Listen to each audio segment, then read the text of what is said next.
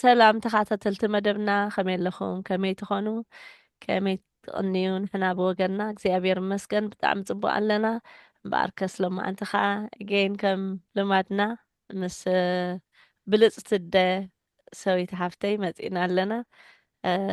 ሰበይተይ እንቋዕ ደሓን መጻኺ። ሕጂ እኳ እንቋዕ ደሓን መጻኺ የድልየክን እንድዩ ክገድፈል Ja,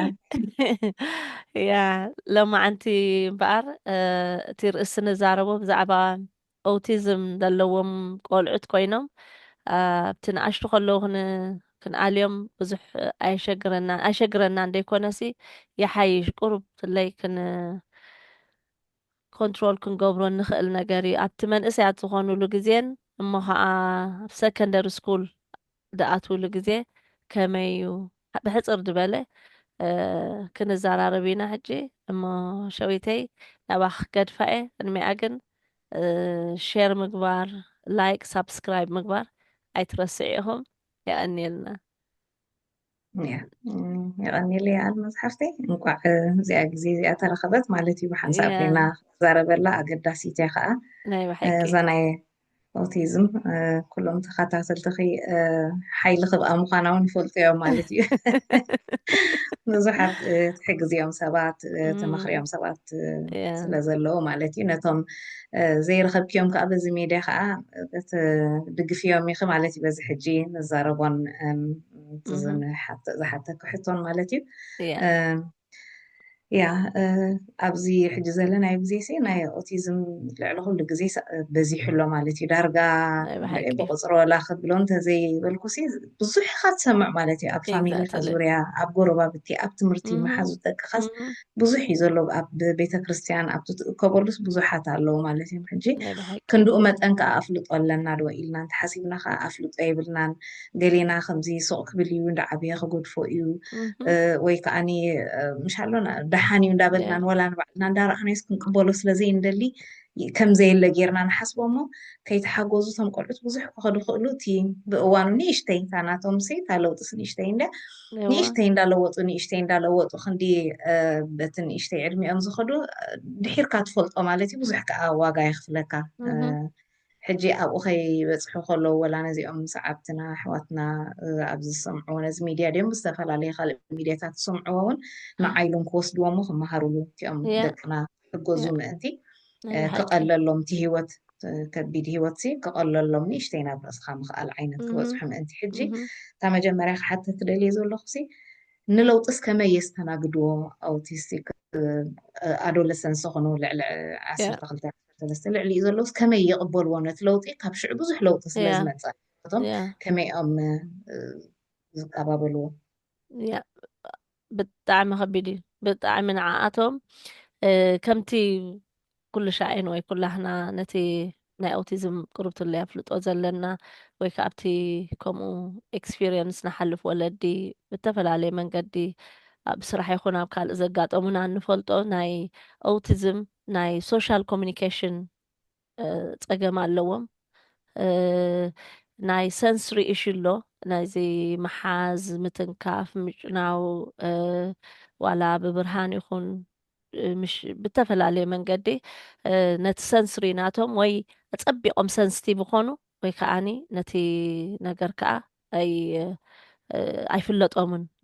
ንሓንሳእ ምጥማይ ገለ ነገር ደይጠምዩ ጥሜት ዘይስምዖም ወይ ከዓ እቲ ጥሜት ከዓ ፀቢቑ ሕልፍ ድበለ ጥሜት ወይ ቃንዛ ዘይስምዖም ቃንዛ ከዓ ገሊኦም ከዓኒ እቲ ኣፀቢቖም ሰንስቲቭ ዝኾኑ ንቃንዛ ካልእ እውን ንዲቴይልስ ነገር ከዓ ብዙሕ ድርኡ ኣብ ርእሲኡ ለውጢ ዘይፈቱ ለውጢ ነገር ብጣዕሚ ዓቕሎም ፀቦም ነቲ ናቶም ኣንዛይቲ ብመሰረቱ ናይ ኦቲስቲክ ቆልዑት ዝኾነ ሰብ ኦቲስቲክ ቆልዓ ጥራሕ ይኹን ዋላ ዓብዪ እቲ ናይ ሻቅሎታ ውሽጡ ዘሎ ወይ ጭንቀት ካብቲ ኖርማል ኦቲዝም ደይብሉ ወይ ከዓ ኖርማል እኳ ክንብላ ይንኽእል ኢና እቲ ኦቲዝም የብሉ ንብሎ ሰብ ካብ 40% 40 ሚእታውሲ ይልዕል እዩ ኩሉ ሻዕ ሕጂ እቲ ካብቲ ደሻቅሎም ከዓኒ ምስቲ ከባቢኦም እቲ ሰብ ክርድኦም ስለ ዘይክእል እዩ دعابي نجر نعم ولا انترفيو خد قبريهم كل خي عبيت اللو بزحت بزيد حلفوا ما نايب حكي كرداد أخاز خلو ولا ترينين كقبرز ما تقولوا خميد مسألو تي خمن فلتو أوتيزم مش كفي حيتي سبيكتروم قال لي أتابعوا سيفير قال لي خاني مايلد اللو خاني ولا منم أتطبق كخي تزارب كوي كأخي نجروخا أتطبق كختفل زي تخيل سلزي እንታይ እዮም ድብሉ እቲ ኣብ ውሽጦም ምስቲ ሰብ ዘይምርድኡ እምበር ሰብ ተዝርድኣና ነይሩ ስጋዕ ክንደዚ ኣይምተሻቐልና ነርና ሕጂ እቲ ኣዌርነስ ንገብሮ ዘለና ሕጂ ንሰብ ክርድኦም መታን ንሰከንደሪ ስኩል ክኸዱ ከለዉ ንበል 11 ዕድመ ኣኺሎም ክኸዱ ከለዉ እቲ ደዓበየ ናይ ሰንስሪ ሰንስቲቪቲ ኣለዎም ሰንስቲቭ እዮም ነቲ ከባቢኦም ደለዉ ወይ እቲ ዓብይ ስኩል ምዃኑ ጫውጫው ኣይፈቱን እዮም ብዝሒ ሰብ ኣለዎ ናይ ኣካላቶም ለውጥ ኣሎ ምርዳእ ሶሻል ኮሚኒኬሽን ስኪልስ ካልኣይ እቲ ምግላፅ ንነብሶም ክገልፁ ከምቲ ዝደልይዎ ክገልፁ ይክእሉን እዮም እቲ ሽግር እኮ ተረዲኦም ኣለዉ ሕጂ ኣይስማዖምን እዩ ናይ ሰብ ወይ ከዓ ኣብ ናይ ሰብ ጫማ ክኣትዉ ይክእሉን እዮም ይብል ሰብ ግን ክኣትዉ ክእሉ እዮም ጥራሕ ግን እንታይ እዩ ንዓና ግን ከምቲ ዝርድኣና ገይሮም ከምቲ ዝደልይዎ ገይሮም ክገልፁ ኢሉና ይክእሉን እዮም ሚስ ኣንደርስታንዲንግ ሰብ ክርድኦም ስለ ዘይክእል እቲ ሶሻል ኩስ ናይቲ ሰከንደሪ ስኩል ተኸይዶምሲ ክንደይ ኣሎ መንእሰያት ከመይ ዓይነት ዘረባ እዮም ድተዓፃፅፉ እዚኦም ግን መሳኪን ክትዓፃፅፉ ይክእሉን እዮም ሕጂ ኣይርድኦምን እዮም እቲኣቶም ዝብልዎ ዘለውን እዚኦም ዝብልዎ ዘለውን በበይኒኡ ዝኸውን እቲ ዘረባ እቲ ኢንተንሽን እንታይ ክብሉ ደልዮም ሕጂ እቲ ኢንተንሽን ናቶም እቲ መሓዝኦም ኣይርድኦምን እዩ ኣብዚ ሽዑ እንታይ ክኾኑ ክእሉ ቡሊ ክበዝሖም ይኽእል እንታይ ክብል ደልዩ እቲ ከዓ ናይ ኣውቲዝም ከዓ ዳይረክትሊ ስለ ዝዛረቡኻ ከም ዘላታ ምሻሎ ተኺሎም ስለ ዝዛረቡኻ ነቲ መንእሰይ መማህርቶም ከዓ እቲ ዘረባ ደሳይ ክብሎ ንኽእል ብከምዚ ከዓ መሓዙት ክረኽቡ ይክእሉን ማለት እዮም ሕጂ ብዙሕ እቲ ናይ ለውጢ ብዓብኡ ኣይፈትውን እዮም ከምዚ ከም ዘላታ እንድሕር ተዛሪቡካ ሕጂ ምናልባት እቲ ሰብ ኣፍንጩኡ ዕቢይ ዝበለ ክኸውን ይኽእል ኣፍንጫኻ ክዓቢ ክብልዎ እዮም ካልእ ናይ ቅርብ ኢልካ ክትዛረብ ከለኻ እቲ ዲስታንስ ኣይሕልዎን እዮም ወይ ኣፀቢቖም ይቐርቡኻ ወይ ከዓ ይርሕቑ ሕጂ እዚ ከዓ ኣለዎም ከዓ እቲ ናይ ከባቢኦም ደሎ እንታይ ድበሃል ኢንተረስት ናቶም ከምቲ ንፈልጦ ኣብ ሓንቲ ነገር እዮም ደትኩሩ እዚኣኹም ኮምፒተር እንድሕር ኮይና ተኸስታዮም ንዓኣ ፅቡቅ ገይሮም ኢንዲቴይል እዮም ክስታይ ድገብርዋ ሕጂ በዚ እውን ምስቶም ካልኦት ሰባት ብዙሕ ድተዓፃፀፍ መንእሰያት ስለ ዘለዉ ክሰማምዑ ይክእሉን ማኔጅን ቼንጅ ከምታ ዝበልክያ ለውጢ ከዓኒ ኣብዚ ዋላ ብንኣሽቶኦም ከለውን ብትምህርቲ ክወስዶኦም ከለዋ ክብላካ ኣዴታት በቲኣ ድወስድኦም ዝነበራ ቦታ እንድሕር ዘይመሊሰንኦም ዓቕሎም ፀቦም ሕጂ እንታይ እዮም ድኾኑ እቲ ክዕገርግሩ ክውጭጩ ወይ ተፈላለየ ምንቅስቃስ ክገብሩ ከለዉ ኣይተሓጎስኩን ኣለኹ እዮም ድብሉካ ደሎ ድኾነ ድምፅታት ከርእዩና ከለዉ በቃ ውሽጦም ሻቐል ከም ዘሎ እቲ ሻቕላሲ ይልዕል ኣሎ ኢሎም ንዓና መልእኽቲ ድኾነ እንድሕር ባህርያቱ ልውጥ ኢሉ ርኢናዮ ገለ ዝለውጥታት ዘሎ ሳይፈተኽዎን ደለኹ ሕጂ እንታይ ኢና ንሕና ንገብር ዘለና ክንርድኦም እቲ ናቶም ኩነታት ኣቲናሲ እንታይ ኮይኑ ከምኡ ገብር ኣለዎ ወይ ተለዊጡ ዋይ በቃ ይዋጭጭ ኣሎ ሕጂ ዘይባህሪ ይምፅኡ ግድነት ከምፅኡ እዚ ተረዲኡና እንድሕር ፀኒሑ ግን ነቲ ለውጢ ኣቐዲምና ክንዳልዎ ንኽእል ነቲ ቆልዓ ኣቐዲምና ፕሪፔር ንገብሮ ናብዚ ኩሉ ነገር ንክኸይድ ከሎ ሰከንደሪ ስኩል ክትኣቱ ኢኻ ኢልካ ኣቐዲምካ ከምኡ ድሕግዙና ኣለዉ ኣብ ቤት ትምህርቲ ድሕግዙና ኣለዉ ኦኩፔሽናል ተራፒስትስ ኣለዉ ዝሕግዙና ባዕሎም ተራፒስትስ ኣለዉ ከመይ ጌርና ምስኦም ዝሰርሑ ደለዉ ብቲ ናይ ቆልዑት ናይ ኒሮ ዴቨሎፕመንታል ደለዉ ቲም ክሕግዙና ክእሉ እዮም እንታይ ክንገብር ከዳልውልና ክእሉ እዮም ንዓና እንድሕር ዝኸብደና ኮይኑ ወይ ከዓ ንሕና ኣብ ገዛ ክእሉ ኣነ እንተበልና ከዓ ኣቐዲምና ከም ዘሎ ነገራት ሶሻል ስቶሪ ድበሃል ኣሎ ነቲ ድኸድዎ ቤት ትምህርቲ ኣቐዲምና ሲኢልና ለብና ብዝሒ ሰብ ከም ዘለዎ ኩሉ ነገር ከነዳልዎም ኣለና ኦኬ ዘረባ ደይብሎም ኣለዉ ዶ የስ ንዓኣቶም ከዓ ብስእሊ ኣሎ ንዓኣቶም ተሰርሐ ነቲ ዘረባ ዘይብሎም ስፒች ደይብሎም እንተኮይኖም ብስእሊ ነቶም ቁርብትለይ ክርድኡና ድኽእሉ ከዓ ብስእልን ፅሑፍን ጌርና ከነብሎም ንኽእል ኢና ኣይሆፕ መሊሰ ያኸውን ሸዊተይ يا مليسكي على خير المازينا حج خم بيتسب كني حج نأبنت تقول عس كابتي زمها روز نبرة بيت مرتقير خير كلس كم بيتسب مالتي كم فاميلي خمد وي كم أبو بخمي تكنيكال زغنا حج مالتي كمي جرام كلام دو زربا كلامدو اوكي حجي كزاربو خرد وي خلونيم جن كمي تي قدامي سبونتس كمي انت جبرو يحيش يا كمي جرام يما كم يوزغ خم تدبلكو كم زقير أقدم كاه نقرأ لك ايوه anyway ቤት ትምህርቲ እውን ሕግዙ ከዓ ኣብዚ ቤት ትምህርቲ ሕግዙ ከዓ ንስኻ እውን ከም ወላዲ ትገብሮ ኣብ ገዛ ግን እንታይ ኢኻ ክትገብር ትኽእል እቲ ናይ ትምህርቲ ንዕኦም ንግደፈሎም ክገብሩልና እዮም እቲ ናበይ ክኸይድ እዩ እንታይ ዓይነት ትምህርቲ ክኣቱ እዩ እዚ ዝገብርዎ ነገር ኣሎ እንተዘይገበርዎ ምናልባት ንሕና እውን ሓግዙና ክንብሎም ንኽእል ኢና ኦኩፔሽናል ተራፒስት ሪፈር ግበሩ ክንብሎም ንኽእል ኢና ግን ባዕሎም ዝገብርዎ እዮም ኣብቲ ገዛ ንገብሮ ከምዚኣ ድበልክያ ናይ ወለዲ ግን ይግቡዝ ኣለዉ ክግቡዝ ከሎ ሕጂ ንሕና እቲ መንእሰይ ኦቲዝም ዘይብሉን ዋላታ ጎርዞ ድኾነት ጓል ኦቲዝም ዘይብላ ኩሎም ግቡዝ እዮም እዚኦም ግን እቲ ዝገደደ ዝገብሮ እቲ ሰንስቲቭ ስለ ድኾኑ ንጨና ሰንስቲቭ እዮም ንድኾነ ድምፂ ሰንስቲቭ እዮም ንምትንካፍ ድኾነ ዓይነት ጨርቅታት ሰንስቲቭ እዮም ንምግቢ ብዙሕ ነገር ሰንስቲቭ ስለ ዝኾኑ ኣብቲ ቦዲኦም ሕጂ ጨጉሪ ኣብ ነፍሶም ክወፅእ እዩ ንዕኡ ዝኸውን መፅሓፍ ኣሎ ነቶም ናይ ኦቲዝም ዘርኢ ከመይ ጌርካ ከተለማምዶም ወይ ከዓኒ ከመይ ጌርካ ንዓኣቶም ሲ እቲ ነገር ሲ ኢትስ ኦኬ ከምዚ ክወፀካ ክእል ይክንብሎም ነቲ ኣብ ገጾም ዘሎ ጭሕሚ ንኽላጢዎ ሕጂ መብዛሕትኡ ግዜ እንታይ ፅቡቅ ይብሉ ኤሌክትሪክ ድኾነ እንታይ ድበሃል ፅቡቅ እዩ ግን ከከም ተቆልዓኻ እንታይ እዩ ተቆልዓኻ ደብል ገሊኦም ደሓን እዮም ናይ ድምፂ ክሳይ ደይገብሩ ኣለዉ ግን ኤሌክትሪክ ናይ ጭሕሚ መሰዲ ፅቡቅ ይበሃል ዴዶራንት ሕጂ ምሽ ነብሶም ክርህፅ እንድዩ ነቲ ረሃፅ ዝጥቀሙሉ ናይ እቲ ረሃፅ እንታይ ድበሃልካ ጨና ዘይብሉ ጨና ዘይብሉ ትጥቀም ነቲ ናይ ፒሪየደን ክመፀን ከሎ ንዓኣተን ናይ ሚኒስትሬሽን ገለ ከዓ ንዕአን እውን ተዳልወን ኣለካ ኣቐዲምካ ንዓኣተን ምክንያቱ ብጣዕሚ ሰንስቲቭ እንድሕር ኮይነን ኢማጂን እዚ ዓይነት ሞዴስ ድዩ ገለ ንዕኡ ዝኸውን ነቶም ሰንስቲቭ ዝኾነ ኣለዎም ንዓኣቶም ደበለ ስለዚ ቸክ ክንገብር ኣለና ንሕተት ዋላ ነቶም ዝከታተሉልና ዘለዉ ኣብቲ ናይ ቆልዑት ናይ ኦቲዝም ክሳይ ደለዉ ክሕግዙና ክእሉ እዮም ዋላ ንመምሃራን እውን ክንሓትት ንኽእል ኢና ነቶም ድፈልጡ ንብሎም ከዓ ንሕተት ናይ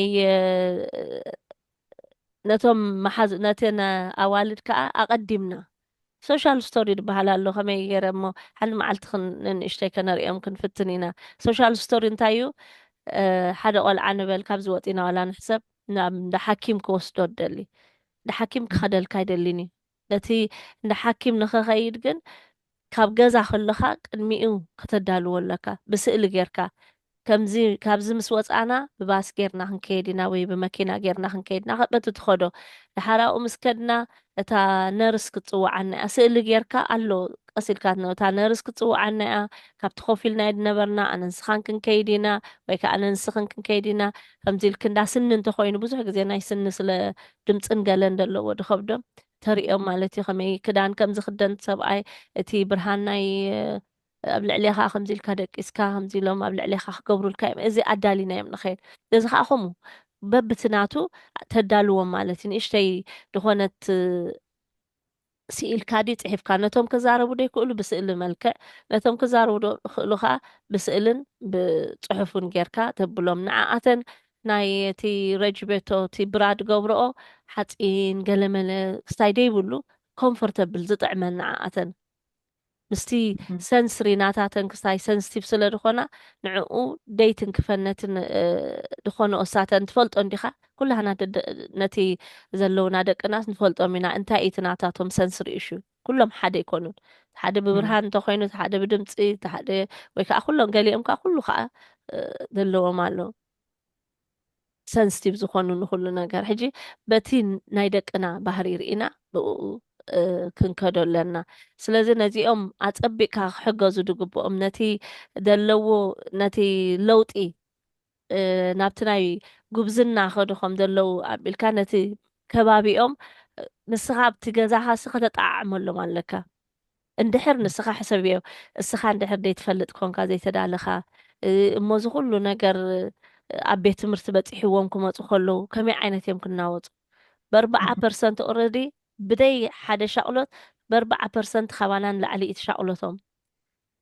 ስጋዕ እንድሕር እስኻ ትፈልጥን ትሕግዞም የለን ኣብ ቤት ትምህርቲ ከይዶም ቡሉ ይግበሩ ሕጂ ንቡሉ ድቃልዑ ዘለዉ ንምንታይ ድ እቲ ሶሻል ኮሚኒኬሽን ስኪል ስለ ዘይብሎም እቲ ከምቲ ካልኦት ቆልዑ ዝገብርዎ ክተዓፃፅፉ ስለ ዘይክእሉ ላግፂ ስለ ዘይፈልጡ እቲ ሓደ ድበሎም ከምቲ ንሱ ዝደልዩ ክምልስሉ ስለ ዘይክእሉ ሕጂ ብጣዕሚ እዮም ዝቃልዑ ነዚታት ነገር ስለዚ እዚ ክንብሎም ኮለና እንድሕር ንሕና ኣብ ገዛ ኮይንና ከዓ እንድሕር እቲ ዝግባእ ነገር ዘይገበርናሎም ደቃ ንደቅና ናብ ካልእ እንታይ ድበሃል ሕጂ ሓለፈ ግዜ መፅያትና ነበረት ኣብ ስራሕ ኢንተርቪው ክትገብር ከምዚ ኦቲስቲክ እያ እታ ቆልዓ ዝሓለፈቶ ብጣዕሚ ዋላ እቲ ሰብ ድብሎ ኢላ ትኪ ዋላ ፃዕዳ እያ ሃበሻ ኣይኮነትን ፃዕዳ ኣብ ገዛ መፂኦምሲ ኦቲስቲክ ቆልዓ ኣላትኩም እሞ እንታይ ትገብሩ ኣለኹም በቃ ንበይነይሲ ፍልይቲ ገይሮም ክስታይ ገይሮምን ኢላ በቃ ክዛረቡ ከለውስ ስጋዕ ዝዓቢ የጭነቕ ነይረ ዳሕራይ እንታይ መፀኒ ነይሩ ኢላ ከምኡ ኸማን ኣነ ድሓስቡ ይመስለኒ ነይሩ በቃ ኣነሲ ሸኽሚ እየ ነዞም ወለደይ ኣነስተ ተሞት ኩሎም ሕሾም ዓይነት በቃ ነብሰይ ክቐትል ኢለ ሓሲበ ኢለ ድሓር እቲ መፅናዕቲ እውን የርእየካ እዩ ስጋዕ ክንደይ ናይ ሓሳብ ናይ ነፍሲ ቅትለት ከም ዘለዎም ዝለዓለ እዩ ሓሳብ ናይ ነፍሲ ቅትለት ኣብኣቶም ንሕና ምንም ደይፈልጡ ደየስተውዕሉ ገለ እዩ ድመስለካ ኩሉ ፈልጡ እዮም ኣብ ውሽጦም ጥራሕ ግን ከተሓላልፍዎ ሶሻል ኮሚኒኬሽን እቲ ኮሚኒኬሽን ፀገም ስለ ዘለዎም ስለዚ እቲ ንደቅና ምሕላውና ዝጠቕመና እንታይ እዩ ነቲ ካብ ጭንቀት ነድሕኖም ካብ ጭንቀት ሓሊፉ ከዓ ናብቲ ክንብሎ ፀናሕና ነብሰ ምባል ድዩ ምቕታል ድዩ ዋላ ናብ ካልእ ነገር ዘይደልይዎ ዓይነት ምእታው ካልእ ሰብ እውን ከይፃወተሎም ምክንያቱ ንሕና እንድሕር ትግባእ ዝኾነ ስታይ ደሂብናዮም ከዓ ኣብ ካልእ ከዓኒ ክፃወተሎም ይኽእል እዩ ብዙሕ ኣለዉ ቆልዑት ብካልእ ሰባት ሕማቅ ነገር ዘጋጥሞም ስለዚ ሲ ኣብ ከምኡ ንኸይነቃልዖም ንሕና እዚታት ክንፈልጦ ክንክእል ኣለና ደይንፈልጥ ተኮይንና ከዓ ነቲ ትፈልጥ ክንሓትት ኣለና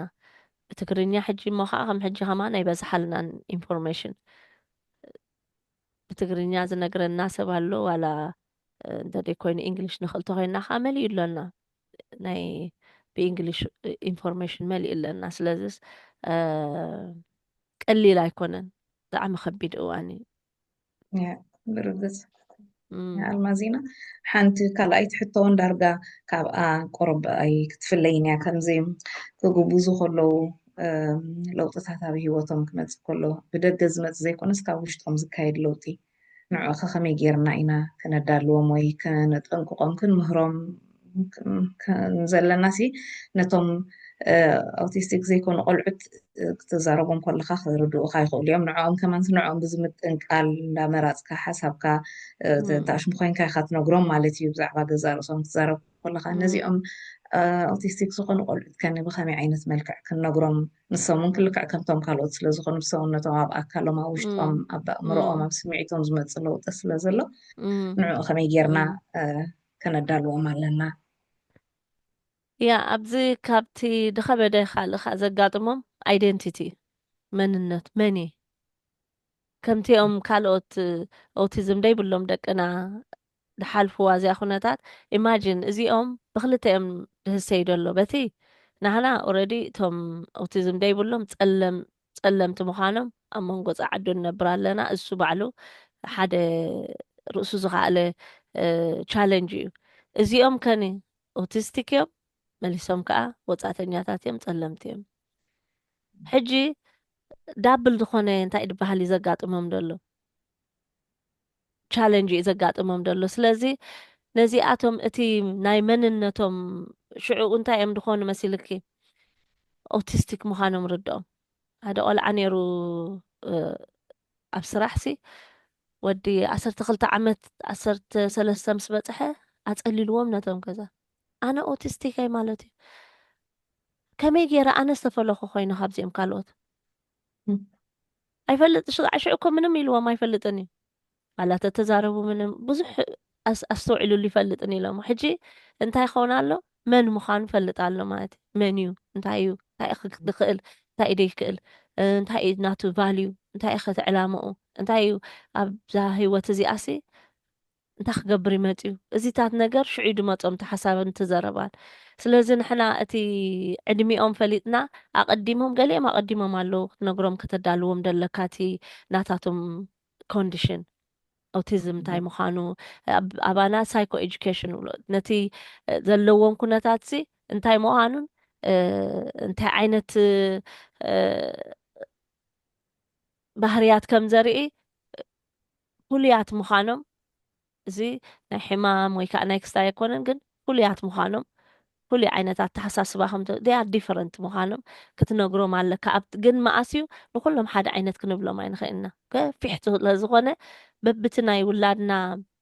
ዝበፅሖ እንታይ ድበሃል ሕጂ ገሊኣቶም መብዛሕትኦም ግን ኣብዛ እዋን እዚኣ እዮም ድበፅሕዋ ስለዚ ኮፍ ኢልና ከነረድኦም ኣለና መን ኣነ እንታይ እዩ ኦቲዝም ብሉን ኣለዉ ሕጂ ሽዑ ከኣቶም መንእስያት ከዓ ብጣዕሚ ጨካናት እዮም መንእሰይ ንፈልጦ ኢና ኖንዶን ኦቲስቲክስ ንዕኦም ከማ ንሓድሕዶም ከመይ ይጨኻኸኑ እቲ ቡሊ ሽዑ ዝገዶም እቲ መፅቀጥቲ እቲ ዝተፈላለየ መንገዲ መጥቃዕቲ ድመፆም እቲ ሰብ ዘይርዳእሎም ምዃኑ ሽዑ እዩ ዝመፆም ስለዚ ኣብዚ እዋን እዚ ንሕና በቃ እቲ ሕማቅ ነገር ከም ደይኮነ ግን ፍሉያት ምዃኖም ስፔሻል ዝኾነ ጊፍቲ ከም ዘለዎም ኦቲዝም እንታይ ምዃኑ ንሕና ድዩ ዋላ ምስቶም ምሳና ድሰርሑ ደሎ ወይ ናይ ብሓቂ እንድሕር ስቲል ምስኣቶም ኣለዉ ድሰርሑ ገለገለ እዋን ኣብቲ መጀመርያ ዳያግኖስ ምስ ኮኑ ዳርጋ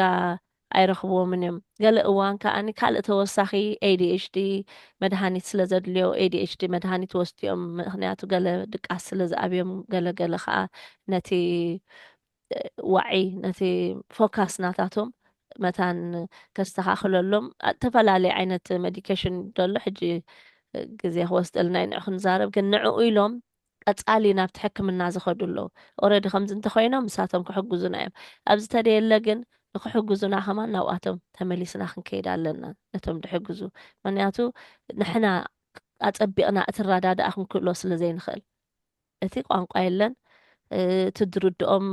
እቲ ኣፀቢቑ እቲ ፕሮፌሽናል ክርድኦም ድኽእል ኣብቲ ውሽጦም ተሓልፍ ደሎ እቲ ናይ እምሮ ጥዕንኦም ኣባሃህላ ከመይ ጌርካ ትብሎ መሓዙት ከጥፍኡ ክእሉ መሓዙት ትስእኑ ከመይ ገይሮም ዓርኪ ክገብሩ ክእሉ ከመይ ገይረን መሓዙት ክገብራ ክእላ ብዙሓት ሕጂ ድሽገር ኣባና ድመፃ ብስራሕ ዘጋጥማና መንእሰያት መሓዙት እየን ምግባር ስእና እዚአን ድብለክ ደለኹ ተን ማይልድ ድኾና ባዕላተን ከይደን ባዕላተን ትምህርተን ዩኒቨርሲቲ ድኸዱ ሕጂ ኣብ ምሕዝነት ግን ሽገሩ ስለዚ ከመይ ገይሮም ምስ መሓዛ ክስታይ ከብሩ ወይ ከዓ ንሓንቲ ተሒዘናኣ በቃ ከምዚ ሳፎከይ ትገብርኣ ካብኣ ክልግሳ ኣይደልያን ጥብቕ ብሎ ሕጂ ናይ ዓዲ ከዓ እቲ ምጥባቅ ከዓ ንፈልጦ ኢና ብዙሕ ክስታይ ኣይደልዩን እዮም ስፔስ ክትቦም እዮም ደልዩ እዚ ሕጂ ከመይ ገይሮም እዚ ቻለንጅ እዚ ክሓልፍዎ ከም ዘለዎም ከመይ ገይሮም ከ ምስ ሰብ ክቐርቡን ምስ ሰብቲ ማሕዝነቶም ከዓ ቀጻሊ ክገብርዎም ከዓ ተዳልዎም ማለት እዩ እምበር ብጣዕሚ ከቢድ እዩ ብጣዕሚ ከቢድ እታ ክስታይ እንደገና ክንምለስ ኢና ኣልማዚና ኣብታ ናይ ፕበርቲ ጉብዝና ክበፅሑ ከለዉ ሲ ብዙሕ ነገራት ዘይነበሮም ሽዑኡ ክከላቐል ክኦም ብዙሕ ለውጢ ሕጂ ንሱ እውን ቀሊል ነገር ኣይኮነን ማለት እዩ ከመይ ኢልና ኢና ክንብሎም ከምዚ ዓንቲ ወይ ጀሚርክዮ ነርኪ ከምዚ ክጭሕሙ ከለዉ ወይ ገለ ለውጥታት ኣብቲ ስምዒቶም ክመፅእ ከለዉ ኣሎ ማለት እዩ ዝኸብደካ ወላ እቶም ካልኦት ቆልዑት ወንሲ ኣብቲ ስምዒታዊ ዝኾነ ነገር ናይ ጉብዝና ስምዒት ክበፅሑ ከለውስ ብኸመይ ጀሚርካ ብኸመይ ዓይነት ጥበብን ብኸመይ ዓቐኖምን ርኢና ኢና ንዛረቦም ሕጂ ነዚኣቶም ከኒ ከመይ ኢልካ ኢኻ ዝግበር ዘይግበር ዝበሃል ዘይበሃል ከመይ ኢልና ትካይዳስ ቁርብ ክንሕብሮም ንኽእል ኣቲንክ ኣብዚ ከምዚ ድበልናዮ ጭሕመ ምምፃእ ኣሎ ጨና ናይ ነብሶም ኣሎ ረሃፅ ኣሎ ፔሬድ መፀን ጡብ ከውፃኤን ሕጂ ተናዋልድ ኣበይ ናይ ሓደጋ ከም ዝበፅሓ ንፈልጥ ኢና እንድሕር ንሕና እንታይ ኢድ እትሓዝታይ ብስእሊ ጌርና ክንሪኦም ንኽእል ኢና ገሊኦም ኣብ ዘይተሓዝ ቦታ ክሕዙ ወይ ንካልእ ሰብ እውን ኣብ ዴኮም ክሕዝዎ ክእሉ እዮም እንታይ ኢድ ትሓዝ እንታይ ደይ ትሓዝ ክርድኡኻ ክእሉ እዮም ብቆልዑት ከሎ ኸማን ዝርዳእካ ኣብ ከምዚ ዕድመ እሞ ኦልሬዲ ነዊሕ ሰሪሕካ ኣሎም ኣለኻ ምስኦም እንታይ ከም ዝሰርሕ ምስ ውላድካ ፈሊጥካ ኣለኻ ኣይናዩ ነዚ ውላደይ ከብሎ ድኽእል ምድግጋም ከዓ ደጋጊምካ ተስፋ ክትቆርፅን ክትሕለልን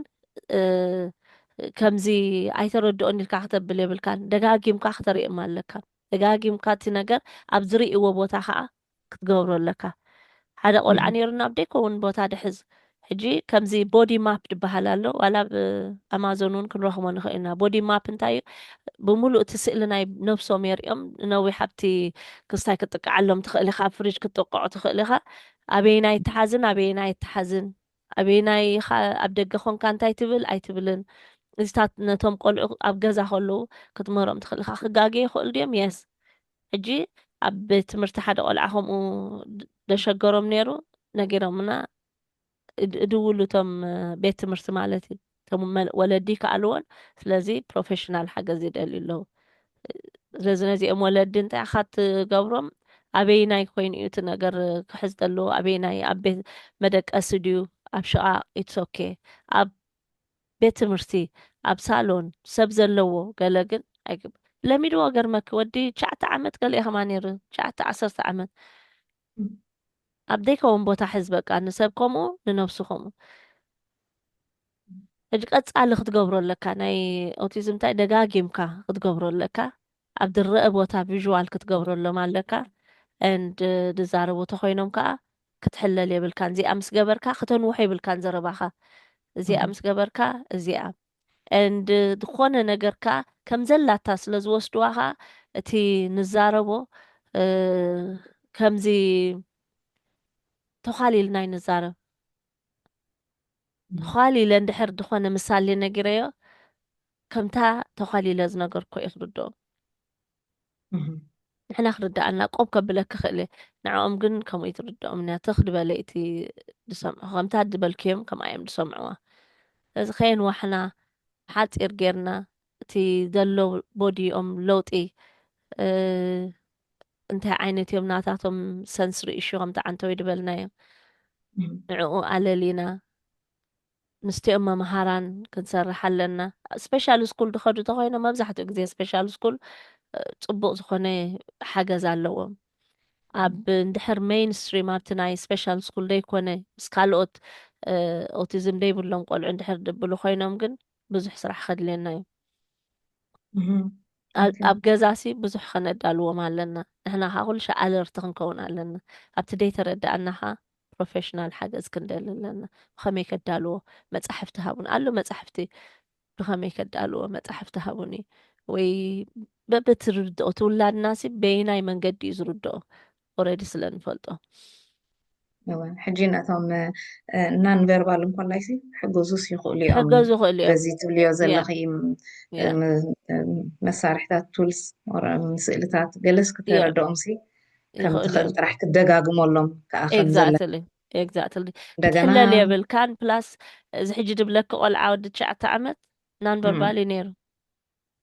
ብስእሊ ግን ተረዲእዎ ቦዲ እቲ ቦዲ ስእሊ ናይ ነብስኻ ብምሉእ እቲ ቦዲ እንድዩ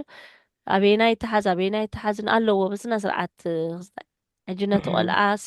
በቲ ስእሊ ጌርካ በላሕቲኦም ብውሽጦም እኮ በቲ ስእሊ ጌርካ ተሪኦ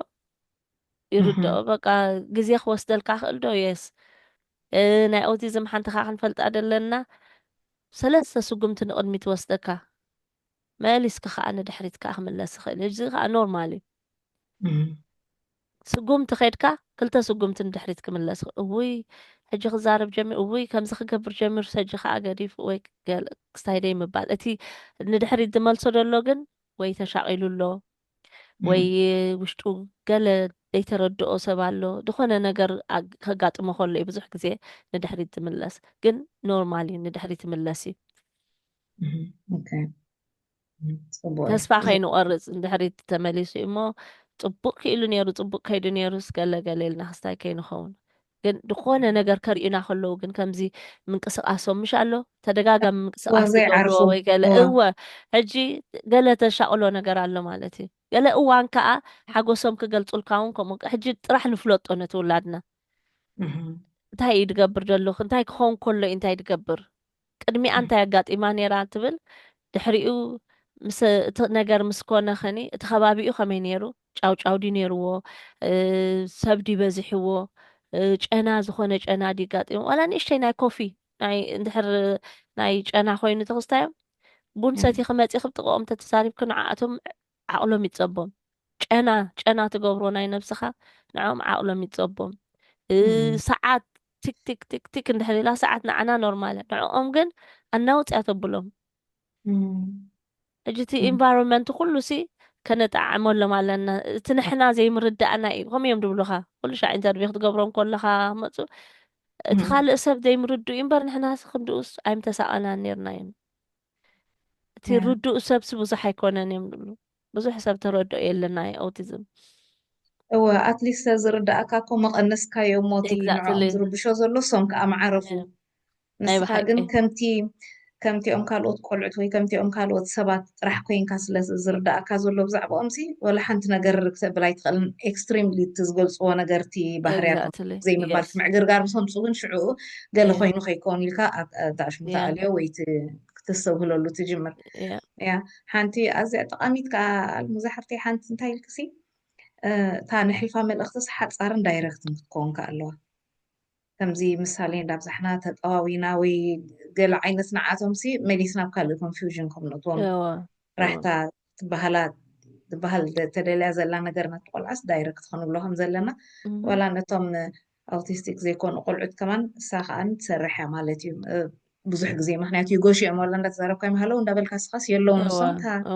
ሰምዕዋ ዝነበረቶም ሓፃር ነገር ተጠቂምካላ ተኮይንካ ሓሊፋላ እንተ ዕንክሊል ተብሎም ኣለካ ከዓ የለውን ምሳኻ ጅታ መልእኽትስ ብዙሕ ግዜ ወላ ከም ባህርያት እውን ንሕና እውን ከም ወለዲ ወላ ምስ ዓበይቲ ሰባት ኢና ወላ ገለ ኣብ ንውዕሎ ስራሕና ዲ ወላ ገለ ከማን እታ መንፈስታይናስ ዳይረክት ክትከውን ከማን ፅብቕቲ እያ ካብ ስቕ ኢልና ገለገለ ወሲኽና ነቲ ሰብ ካብ ሓሳቡ ነውፆ ነዚኦም ቆልዑትና እውን ከምኡ ማለት እዮም ነዞም ኣውቲስቲክ ከዓ ብዝያዳ ሎም ኣለና ብጣዕሚ ፅቡቅ ኣስተምህሮ ኣልሙዛሓፍተይ ያ ናይ ብሓቂ ፅቡቅ ጌርክ ነጊርክና ተማሂርና ኣለና ሰሚዕና ኣለና ጠመሉ ልብና ከዓ ይሕድሮ ነዚኦም ተኸታተልትና ከዓ ንገለ ነገር ጠቅም ነገር ክረኽብሉ ከዓ ተስፋ ይገብር ብርግፅ ኣለዎ ዘድልይዎም ይወስድዎ ከዓኒ هلا تقربوا له ثانك يو الموزا ثانك يو شويتي نيرنا أتينك حتى ندحر اللومون حتى ندحر لكم تحتنا تقول لكم أبتحتي بتي كومنت خد صحفوت تقول لكم وي هزن تايو دي برهالنا خلو هقلنديو